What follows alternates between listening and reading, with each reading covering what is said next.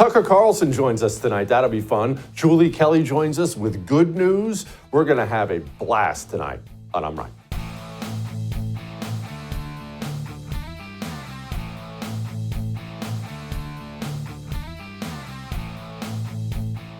You know what's awesome? Watching traditional media, watching their power evaporate. And look, you watch the first here. You can watch the first on DirecTV. We have an app. You can watch it on Rumble. Alternative media sources are rising and rising fast, and that is a great thing. And as soon as I found out Tucker was starting his own network, it put a big fat smile on my face. Here he is talking about it. They told you the guys torching Wendy's in 2020 were mostly peaceful. They said that masks worked. They told you the vax was safe. They tried to convince you that Russia blew up its own pipeline. The corporate media lied too much, and it killed them. We're driving to see Julian Assange. Believe me when I tell you. Wait. I should be boycotting Bud Light. Fantastic job. Thank you. That was amazing.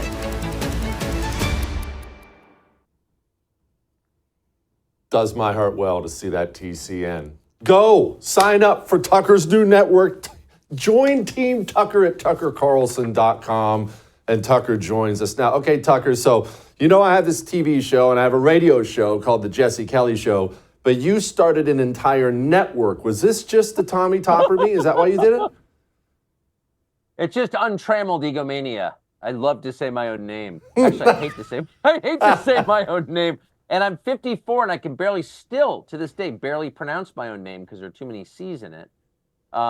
But I mean, we had all kinds of ideas for a name, but they were all taken. So my name's weird enough. We went with that. Yeah.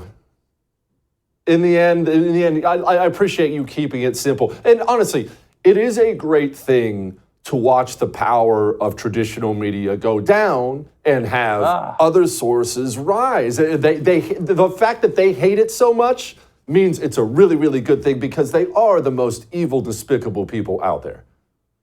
I totally agree with that. And it's nice to see a little bit of justice. I mean, their destruction is in the win column. And you watch for the past 5 or 6 years as people get away with these almost unbelievable crimes, while over 1,000 decent people, most of them lower middle class, old people, are put in jail for exercising their constitutional rights to protest on January 6th. And you think, where's the justice? Is anyone ever going to get what they deserve for the crimes they've committed? And I think most people believe, that legacy media have committed actual crimes against the country and made the country weaker and are actively trying to destroy it. And yet they're still sort of cruising along on the residual prestige of the previous 50 years. And so it's nice to look at the numbers and realize, wait, NBC News won't exist in 10 years, maybe not even 5. You know, these places are all collapsing. How great is that? How deserved is that? They're liars. There's no reason they should be getting rich doing that. So yeah, I'm really happy about it, actually. Tucker, do you find it weird, because I do, that they look at numbers, right? It's all a business, right? This is a business. The First is a business. The Tucker Carlson Network, it is a business. It's not a charity. They're looking at numbers. They're looking at their numbers go down. They're looking at their viewership go down. And nobody, not the CEOs, not the hosts, nobody is even suggesting a change of course. It's like the one thing they can do to save themselves, they refuse to do it. And I think it's baffling. And they're all becoming more alike. That's the amazing thing. I mean, if something's not working, if I look over at my neighbor and he's doing something counterproductive, I think to myself, well, I probably shouldn't do that because that's the result of it. And yet every news organization is becoming more like every other news organization. And it's not working for any of them. So you're wondering, like, what is this? And it's it's delusion, it's a religion, but it's also like a lack of self-awareness. They don't talk to anybody but one another. And so they blame their failure on irrelevant factors. Like they're like, well, it's just like viewer habits have changed. Well, viewer habits have changed because you're a liar and you have no more credibility. And no one would watch you because what's the point of listening to things that aren't true? But that never occurs to them. And I've worked at, every one of those places full time. And so I think I've got a pretty good perspective on this. These are people who are, high achievers on the SAT. I think they have high IQs, most of them, but they're so unwise. It's almost unbelievable. Where do you think they get the disdain for normal people? Like you brought up the January 6ers, and I love that you talk about them. We've been talking about them for 3 years now. It's awful, but Yeah. you could really sense it from these people if you read their social media posts, you see their broadcasts. Not even Republicans, Democrats, just normal people. They really do look on them with such disdain. They tell everybody now that the economy's doing well. You see it all the time. New York Times, media, the economy's great. I don't know why people are complaining. Check the numbers. People are paying $6 for a pound of burger in the grocery store, and these people lecture them about how well they're doing. Of course. Well, it's a really simple principle that's a feature of human nature, and that's what you're watching. It's that you hate the people you wrong. You would think you'd feel empathy for the people you wrong or guilt over wronging them. But it's just totally true. The kinder you are to somebody, the more you like that person. It's one of the reasons you love your kids. You're wired to be nice to them. And so the nicer you are, the more you cherish them. But if you do someone a bad turn, if you're unfair to someone, if you're cruel to someone, if you screw someone in a business deal, you wind up hating that person, as grotesque as that is. That's just true. And legacy media have really hurt middle-class America. And the more they hurt middle-class America, and in really measurable ways, by ignoring their deaths, life expectancy declines, mostly because of the opioid crisis, but also because of diabetes and just the general poverty that's descended on the middle class. And the media ignore that. In fact, they celebrate it and get into this, we hate white people, we hope white people die. And the more they say stuff like that, the more, the anti-white racism, the total disregard for ordinary people, the more they hate those people. It's super interesting, even though those people have never done anything to them, ever, of course. Tucker, speaking of anti-white, I ordered a couple pizzas for the studio last night, and on one of them I got Alfredo sauce instead of pizza sauce. And my entire staff here at the studio complained and made fun of me. Jesse's so stupid. Yeah. But yet that was the first pizza gone, Tucker. Is this something that why can't people just admit when they're wrong? I hate it. That's a really fair question, though I'm not really qualified to answer it because the idea of an Alfredo pizza is so repugnant to me that I can't consider this question fairly. Like, I've never seen an Alfredo pizza, but if I did, I would look away. It's almost like those pictures you get on the dark web of like war atrocities. It hurts you to look at them. So that's how I feel about Alfredo pizza. That's fine. You can be wrong. That's fine. You got your own network. You can say whatever you want. I'm not here to judge anybody. It's like, yeah, we have no pizza advertisers. Yeah. Well, you're not getting one now, Tucker. All right, hey, is Joe Biden going to make it next year? I just can't see the system. And it's not about, him being old and pooping his pants in front of the Pope and all the other things he does. I just can't see the system risking their power by allowing an unpopular man to run again. I understand everything's in place for him to run again, and that's the likely scenario. If you had to bet your mortgage on it, there's no way they're going to let him do it. It's either going to be Dome or it's going to be Newsom. It's going to be somebody. I mean, I think your instincts on this stuff in general are always spot on, and I couldn't agree with you more on that. I mean, there's no cult of Joe Biden. There's no affection for Joe Biden. There's no Biden legacy. His family's embarrassing and totally dysfunctional. His wife is transparently loathsome. Obviously, his kids are a mess. It's not Camelot. People, you know what I mean? It's like the only value in Joe Biden is transactional. Can you beat Donald Trump and hold power for the rest of us? And the second he can't do that, the second the polls show he can't do that, and they show that, I mean, Trump is winning by a pretty good margin in the matchups right now, then what's the point of Joe Biden? Plus, he's embarrassing. It is embarrassing. I mean, you got to think some of these people want to live in the country after 2024, and having a weak president is itself, even if he had great policies, but just the fact that the whole world knows the purportedly most powerful country on the planet is being led by a dementia patient, that's bad. It's bad for everybody right there. So I don't see any chance that they keep him, and I don't know why they would. And I think DNC rules allow them to swap out the nominee at the convention, and I would think Gavin Newsom, who's the most evil of them all, the most soulless, the most happy to lie right to your face while smiling. That guy seems like a natural leader for the Democratic Party, the party of lies. How did they remove Dome? And then this is a very, very ambitious woman, as we can tell by how she got her start in politics. She's not just going to step aside for Gavin Newsom or anybody. This is maybe the most soulless rudderless human being I think I've ever seen in politics. There's just not an ounce of genuine inside of her. She's going to try for that top office. Lord knows she'll do whatever she has to do for that top office. So how do you get her out? It's such a great question. And I assume this is taking up approximately 80% of the brain power of the Democratic brain trust right now. I don't know. It won't be easy. I mean, you often hear, black women are the core of the Democratic vote. Well, she's not an African-American woman. Her dad was from the Caribbean. He was a college professor. Her mother's from India. She's a college professor. She's nothing in common. I mean, the whole thing is insane. But apparently that's a factor. But the real factor is her. I mean, she's inadequate as a person. She knows that. She's brittle and insecure as a result of it. That's obvious when you watch her. It's also clear that politics is all she has. She doesn't have children. She doesn't have a real marriage. Like, it's not like she can go back to the farm and spend time with her grandkids. She literally never had children. So why would she give this up? And from her perspective, because she's grown up in a world where unearned self-esteem is the currency for people in her position. Oh, you're oppressed. You're wonderful. I mean, she kind of can't accept this. And by the way, what are they going to give her? I mean, seriously, in exchange for a real chance of being president, what could you give someone?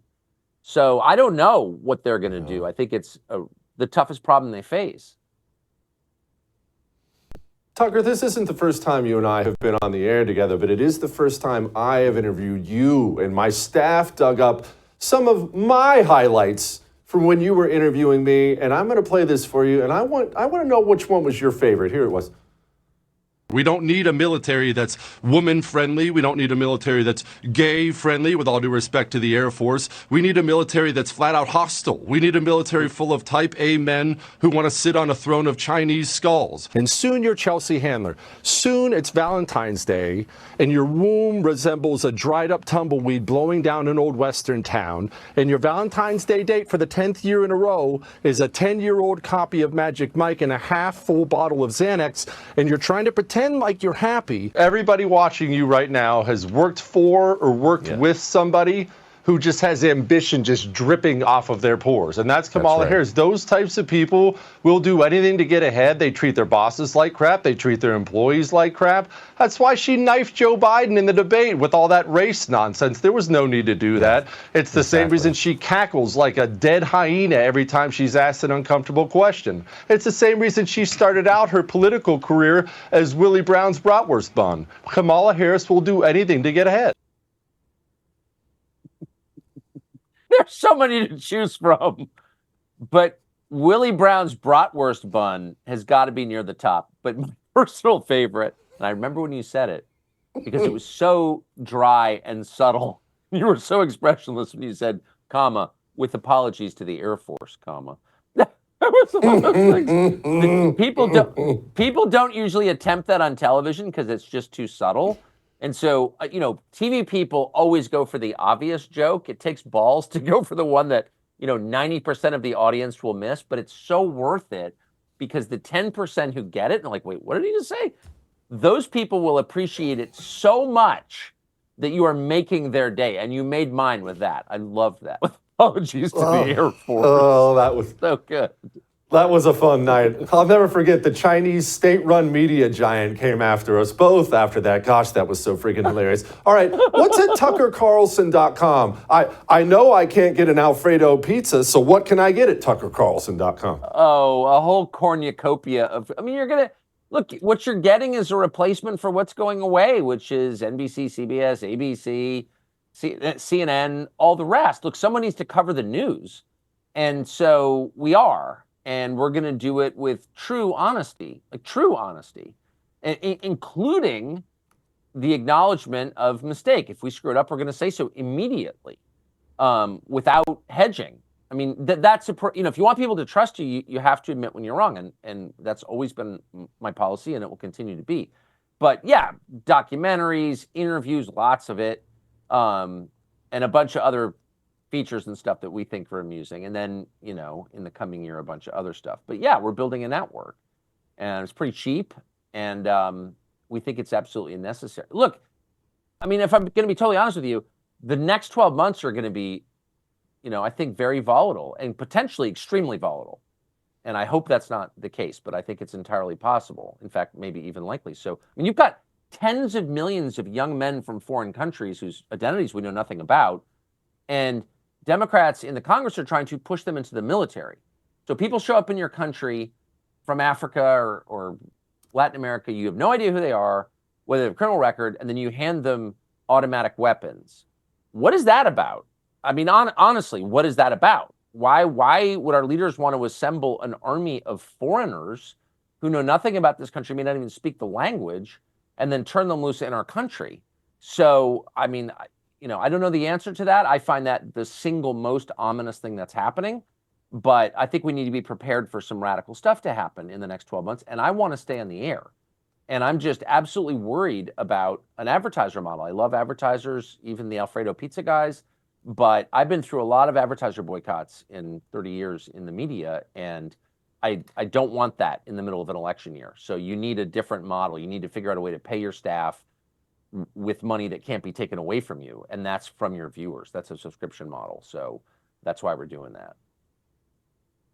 Yeah, no, I like it. It's smart. And yet the military thing, I caught Dick Durbin when he said that on the House floor, pitching for these illegals in the military. And I had the exact same thought, Tucker. Look, the red-blooded American male from Nebraska may very well refuse his orders to fire on you and your family. But Private First Class Deep from whatever country he is, he has no loyalty to you, to your country, to your Constitution. He's going to be loyal to whoever's handing out citizenship at the end. What troubles me about the debate now about the southern border is it is one half of the immigration equation. Presiding officer, my colleague from the state of Illinois, has legislation which addresses one aspect of that.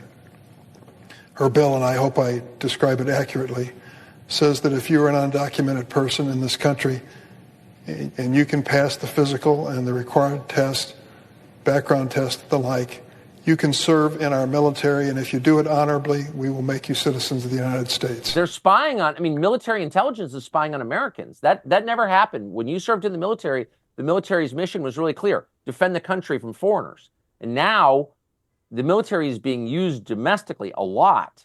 And so if you're going to fill its ranks with foreigners and arm them, I should be really worried about that. Why is no one saying this? This is a huge deal, in my opinion. It's not as if at any point in time in history communists have used the military against their own citizens. They would certainly never consider something like that. I would strongly suggest everybody go to tuckercarlson.com and sign up. He's right. It's affordable. It's a place you can actually get some real news. My man, I'm rooting for you. I know you're going to be a smash success, as you always are, and I appreciate you very much. Thank you, Jesse. Great to see you. Appreciate it. All right. Julie Kelly is going to join us next. She has some good news before we get to Julie. Have you taken your male vitality stack from Choq yet? Have you?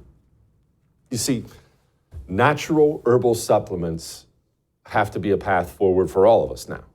As our medical institutions rot underneath us, we need to focus more on what we should have always been focused on: natural solutions, natural solutions. You should be having Choq Lit powder every morning in a smoothie and a glass of milk. Get yourself ready for the day.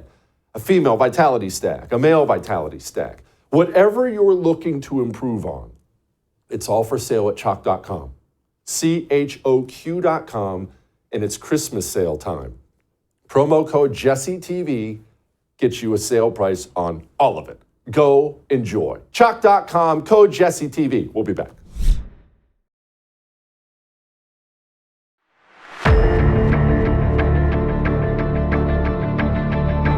Good news. We have Julie Kelly. No, that's not the only good news.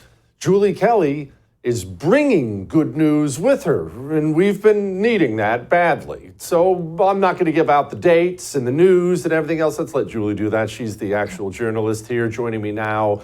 Julie Kelly, go subscribe to her Substack, Declassified, if you want to stay up to date on all this stuff. Okay, Julie, Trump had a couple trial dates, March 4th and May 20th. And now he doesn't have those dates anymore? What happened? Well, technically, the March 4th trial date in Washington, D.C. for Jack Smith's indictment related to the events of January 6th and Trump's alleged attempt to overturn the 2020 election. That trial date is still there, but it is almost impossible to see a situation where it stays. The reason why is because Judge Tanya Chutkan, the Obama appointee who's overseeing this case in Washington, D.C., finally admitted yesterday that because Donald Trump is appealing her order of immunity, denying him executive and presidential immunity from prosecution, that appellate process automatically suspends all of the pretrial deadlines. Now, these are very important deadlines, Jesse. There were deadlines actually this week for motions and information that had to be filed by both sides. You're talking about things like jury selection, which is supposed to start right after the first of the year.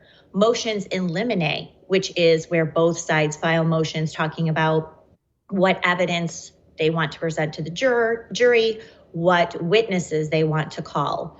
So these are very important deadlines, and it really was going to accelerate after the first of the year, but now it's all on hold as this appeal process either works its way through the appellate court in Washington or, as Jack Smith has requested, to bypass the appellate court and get an immediate ruling on presidential immunity from the Supreme Court.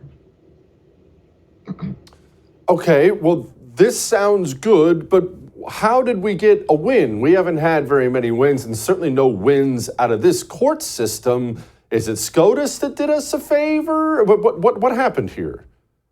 Well, what really happened is that this is a crisis of Judge Chutkan and Jack Smith's own making. Recall, Jesse, that they did not indict Donald Trump until 30 months after January 6th. Then Jack Smith went to Judge Chutkan and asked for this accelerated trial schedule. Usually January 6 cases go anywhere from 14, 18, even 2 years between indictment and trial. She gave a 7-month window, completely unrealistic, that this was going to happen in March, given all of the litigation, especially related to claims of presidential immunity that has not been settled, either in the Constitution or by the Supreme Court. So they created this crisis, they rushed this trial, and now, as I said yesterday, karma is catching up with them. And there's just no way this March 4th trial date can stick. So then what happens, Jesse? They move it to April or May. The May 20th trial date for classified documents, that will be out the window. So they've got a lot of things imploding at the same time. And as I call myself the Debbie Downer of democracy, yesterday, actually, I had a big smile on my face. So it's nice to bring good news once in a while. Good. No, that is good. It really is. Julie, so I understand a lot of this is up in the air. Is this trial still going to happen before the election, or is that pretty much toast now too?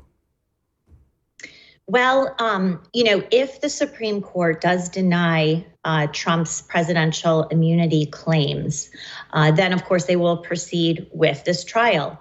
But how are they going to do that in, say, even April or May, when you're talking a month or so before Trump, as we presume, will be accepting the Republican nomination for president? So they're really running up against a lot of clocks, judicial clocks, and of course the political clock. And it will be even more, and we saw this with Jack Smith's motion this week, trying to bypass the appellate court. We now see that this is a rush to get a conviction, not just before Election Day, but before Trump does accept the nomination, if that's the case. So he tipped his hand this week. This is not about rule of law, or no one is above the law, or et cetera, as we've been told. This is a rush for Jack Smith and Judge Chutkan to get a conviction and possibly get him behind bars. But what happened with the Supreme Court, not just this week, related to presidential immunity, but also taking up the 1512C2 count, which represents half of Jack Smith's 4-count criminal indictment. If the Supreme Court determines that DOJ has abused that statute, which it has, then that severely jeopardizes half of Jack Smith's indictment. So he's got a lot, the ball is in his court. What does he do now? Does he voluntarily ask to move the trial date? Will he drop those 2 counts that are now before the Supreme Court and issue a superseding indictment like we've talked about before? So we're all sort of sitting here waiting to see what Jack Smith's next move is, but he's got a lot of unappealing options if you're him anyway. Okay, Julie.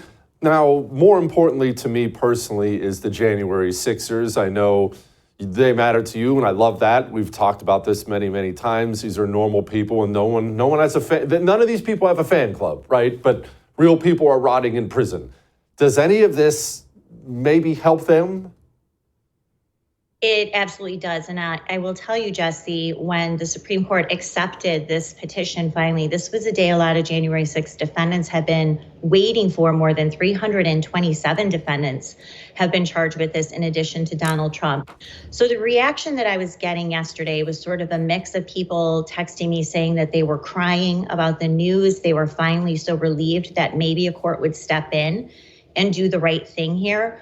I also had other people texting that they were just outraged and infuriated. You know, where do they get their lives back? They are now convicted felons. They've lost the right to vote. They've lost their firearms. A lot of people lost their businesses, have been bankrupted. Some people have lost their marriages. We know of one, Matthew Perna, who, after he found out that DOJ was going to ask for years in prison after he pleaded guilty to obstruction, hanged himself in his garage in 2022. Where does the Perna family go to get Matthew back? I mean, this is real human wreckage that has been left in the wake of DOJ's intentional weaponization, bastardization of this statute that has nothing to do with interrupting a meeting of Congress. So I feel very hopeful that the Supreme Court will do the right thing and will give not just DOJ, but 15 district court judges the spanking that they deserve, severe admonishment for intentionally misapplying this law and destroying the lives of hundreds of people and their families in the process. Julie, you sound pretty confident about the Supreme Court, and that helps my confidence level, because I tell you, maybe I'm just a born cynic. I don't trust the Supreme Court as far as I can throw Elena Kagan. Well, look, we do know that at least 4 justices agreed to grant cert in this case. So they do have to have 4 justices who accept to take the review. So that's a good sign. But look, most legal analysts will agree, even some on the left, that there's no way the statute should have been used this way. And the appellate ruling that the court will now review was what's called a splintered ruling. A 3-judge panel essentially rendered 3 different decisions about whether this statute was being correctly applied. So the Supreme Court really has no other decision but to look at that appellate ruling, look at the language and the intention of the language. Was what was happening on January 6th really an official proceeding? The purpose of that law was related to criminal investigations or congressional investigations, not a ceremonial function. And did these people corruptly interfere in that proceeding? That's another part of the statute. So these are all the sort of dicey issues that the Supreme Court is going to have to flesh out. If they don't overturn this, Jesse, what you have now is a witness tampering or evidence tampering statute that now will be codified and used to punish political dissent, especially in Washington, D.C. I doubt that the Supreme Court, that's the pathway that they want to take. Fingers crossed. Julie, you were the best. If I don't talk to you beforehand, you have a Merry Christmas. That's friggin' awesome. How about that? Good news. Chip Roy's going to join us next, and he has some not so good news. Hey, what do you want me to do? Life isn't all sunshine and rainbows before we talk to Chip. I have extra good news tonight. You're not stuck in your timeshare anymore. That timeshare you've been having to pay the annual fees for, you never even go, you want out. But they tell you, well, sorry, you signed the contract, you're stuck for life. Lone Star Transfer will get you out. This is a family business. A+ rating with the Better Business Bureau. They will legally and permanently get you out. 99% of the time, they're successful. They put it in writing. They give you a date. We'll get you out this time frame. They can't do it unless you call them, though.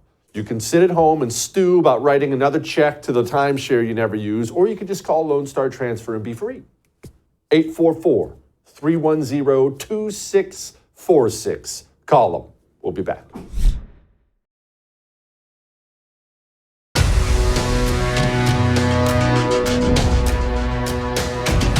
The NDAA, the National Defense Authorization Act, just passed the House, it passed the Senate, and it absolutely sucks. And somebody, my friend Chip Roy, is going to join us now. He voted against it. Of course he would. Congressman, all right, thank you for voting once again the right way. What the heck is wrong with the rest of this crappy party? Why are we authorizing a very, very evil federal government to spy on us illegally? Yeah, well, Jesse, first of all, good to be on.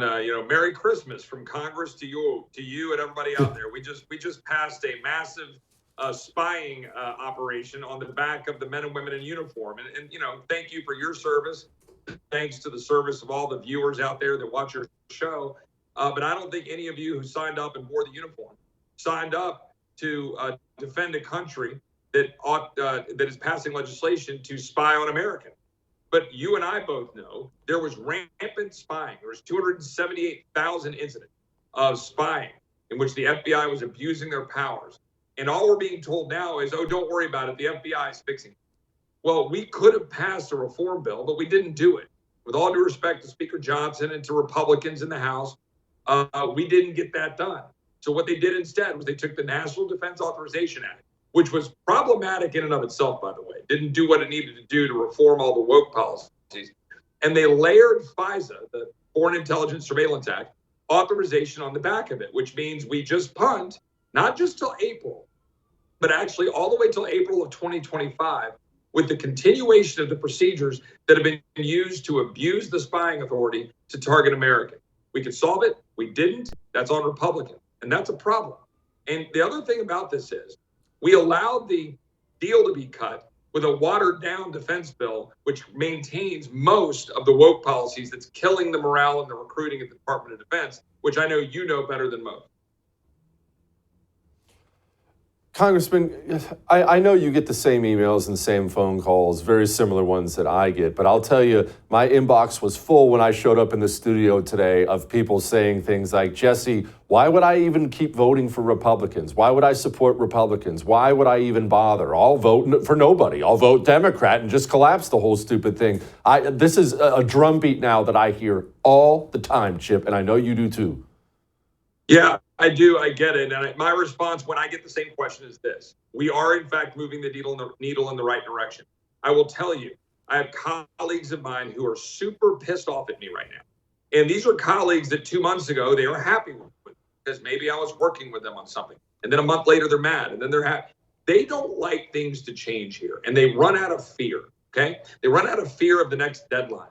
They run out of fear of, oh, my God, FISA is going to expire and the world's going to end. They do that because they're conditioned to. We're breaking that, okay? We just need to keep moving the needle so that conservatives can keep shining a light on how broken this place is so that we can actually change the town. I will be the first one to admit, so far, this Republican majority has not delivered. We have, however, stopped Democrats in Congress from moving the ball farther down the field. We have kept the ball pretty much on our side of the field for the most part with respect to policies. But here we are now. We just broke that for the first time, really. We just said, fine, you're going to go ahead and move this legislation that's going to continue FISA. So my answer is next year, go to the win in the primaries. Force conservatives to win in the primaries and races so we can get more people who are willing to say no and fight the establishment in this town. Because right now, increasing the debt ceiling, extending FISA, funding a defense or authorizing a defense that's woke, and passing continuing resolutions of Nancy Pelosi's spending bills, that's not getting the job done. So we're going to keep calling out Republicans. I don't care how mad they get at me about it. I'm going to shine the light on it so we can keep building the numbers. So here's the deal. We had 118 no votes on this. That's a really good number. We came up about 20-something shy of killing it. Democrats actually kind of left us stranded. And here's why. Democrats realized they were winning on this. They got a good deal in the defense bill. Hakeem Jeffries is actually saying that publicly. We've got to stop giving wins to Democrats and start giving wins to the American people. Yeah.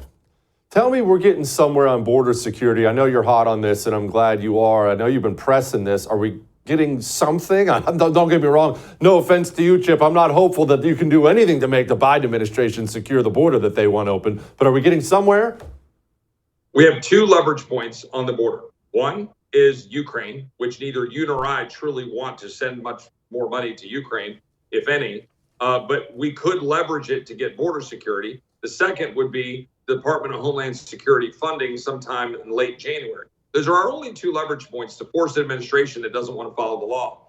So right now what's happening is the Senate Republicans are negotiating with the White House, trying to cut a deal to get border security of some form with a Ukraine package. You know, and I know exactly how that will go. We will get fig leaves. We will get some crumbs, some, scraps from the table of border security in exchange for a big pot of money for Ukraine, because Zelensky came here and everybody's running around saying, oh my God, Putin, we've got to do it. Meanwhile, look at your screen. Look at the video you're playing. There are thousands of people pouring across the border. And I've got Republicans on the floor coming up to me going, well, shit, what can we do? We don't have the Senate. How can we do anything? I don't know. How about by sticking your middle finger up at the White House and saying, kiss my ass, we're not going to give you $1 for Ukraine until you actually fully secure the border. So that's my message to Mike Johnson. That's my message to Senate Republicans. Do not blink. H.R. 2, secure the border, or Zelensky and Ukraine can pound sand. That's what the answer ought to be. Speaking of the White House, they've had a rough 24 hours. Corinne Diversity Hire was asked yesterday about all this Hunter Biden stuff. Here's how that went. The president was familiar with what Hunter was going to say today. Hunter, and I've said this many times, is a private citizen. And so certainly I would have to refer you to his representatives. I'm just not going to get into private conversations, because what you're asking me is actually a private conversation. Why doesn't President Biden just pardon him? President, I've been very clear. The president's not going to pardon And his one son. more. Of course he's going to pardon his son. But okay, all right, Chip, I'm not hopeful we're going to get a Joe Biden impeachment. We don't have the majority for that, and half these Republicans are low-T weenies anyway. But an impeachment inquiry is beneficial, right? Exposing this dirtball family? Yeah, so we need the inquiry in order to get more tools to force them to respond to subpoenas. They're currently, with some actual authority, Trump claimed it as well, that if you don't have an impeachment inquiry, they're not necessarily having to be as responsive to some of these things. So if we pass the inquiry, which we did, we now have the tools to force their hand on it a little bit. But let me be very clear. Hunter Biden yesterday, I don't know if you noticed this, Jesse, when he went to the microphone, he said something very important. He said that his father, Joe Biden, the president of the United States, had not been involved financially with his business dealing. Now, first of all, we don't know if that's true or not, but let's take him at his word. Why did he choose that wording? I'll tell you why he chose that wording. Because everyone with eyes knows for sure that Hunter Biden was selling access, selling the Biden brand, selling his dad sitting there in meetings, which we now have witnesses who testified that he was there, full well knowing what was going on, that millions of dollars were flowing into Hunter Biden and the Biden family, and that would therefore benefit the entire Biden family. And so whether money flowed directly to Joe Biden or not is somewhat irrelevant, because the president's been lying about what's been going on and then obstructing justice at the Department of Justice by failing to allow witnesses to testify, limiting what they can do, and trying to jam down our access to the tax records from 2014 and 15, where we know Joe Biden may well have had some involvement. This is purposeful. We have every right to go look into this. I'm not one of these guys that wants to do it for politics. Oh, we got to do it. I think we need to do it because truth needs to be followed wherever it may lead. We believe this corruption at the highest level in the White House, in terms of foreign dollars flowing to the Biden family for the enrichment of his family, and he knew it, and we ought to be able to pursue the truth. See, that's the difference between you and me, Chip. You're a good person. You want to do it because it's the right thing to do. I want to do it just to smear these people and drag them through the mud. Congressman, you have a Merry Christmas to you and yours. Thank you for doing what you do. All right. Let's talk about something. Speaking of the right thing to do, it's the right thing to do to take care of your dog. It's the right thing to do to give your dog some rough greens. You see, your dog, he doesn't get nutrition from his dog food. I know we think we are giving them nutrition. You walk in these dog food stores and, oh, this is a special blend. Oh, let's get him the salmon blend. Better. It's all dead. Why do you think it's all brown? Why does it all look the same? They kill everything in dog food at the factory. You give your dog empty calories with every dog food meal. Pour Rough Greens on the food. All natural nutritional supplement your dog will go crazy for, and it has everything your dog needs, vitamins and minerals and probiotics. My dog doesn't have digestive problems anymore because of Rough Greens. You'll see a difference in your dog's energy. His coat, don't you have a difference in your life when you get real nutrition versus not? roughgreens.com/Jesse for a free Jumpstart trial bag, or you can call them 833-33-MY-DOG. All right? We'll be back.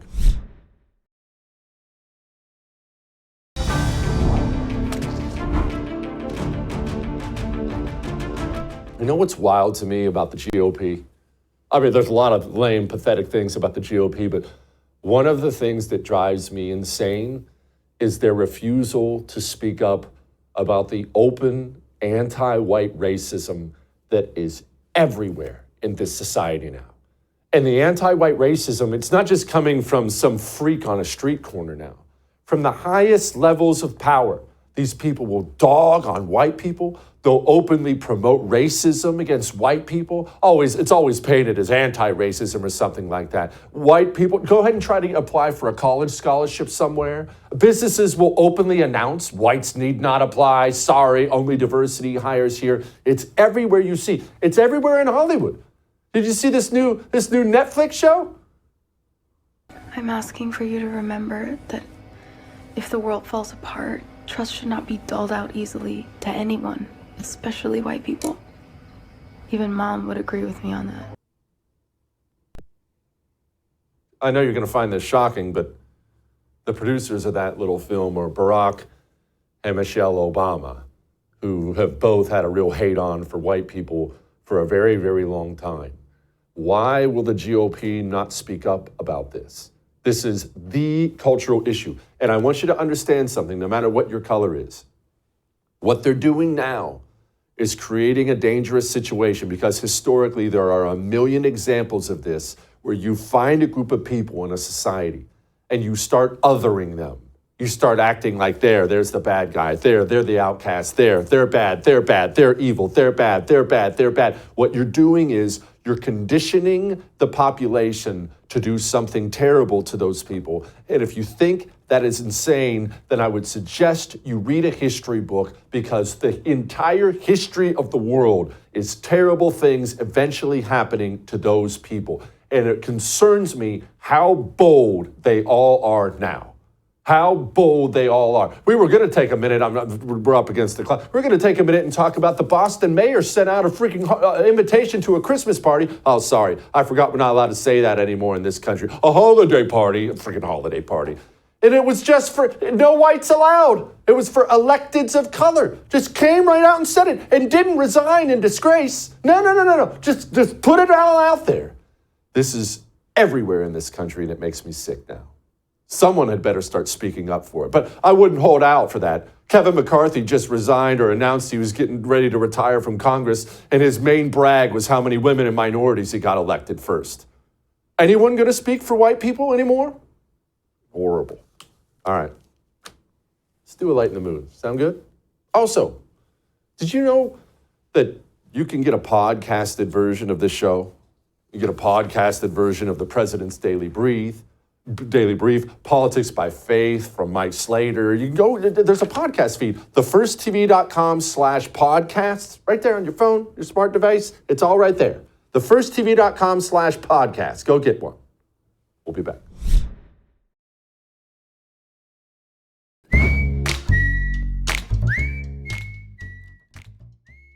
All right. It is Christmas time. And let's always remember the reason for the season, right? The reason for the season is giving people the gift of a First TV subscription. Just kidding. The reason for the season is the birth of Jesus. I know that. But you can give people a subscription to the First TV, thefirsttv.com/support. Then they have access, or you have access to all of our specials, all the history specials we've done, with more to come next year. So there, perfect Christmas gift, the gift of me. Now, It is Christmas time, and we roll this one out every year. That old Rudolph movie is one of the great Christmas classics. And let us always remember that Donner had his house in order. Now, you can bet old Donner felt pretty bad about the way he had treated Rudolph, and he knew that the only thing to do was to go out and look for his little buck. Mrs. Donner wanted to go along, naturally, but Donner said, "No, this is man's work."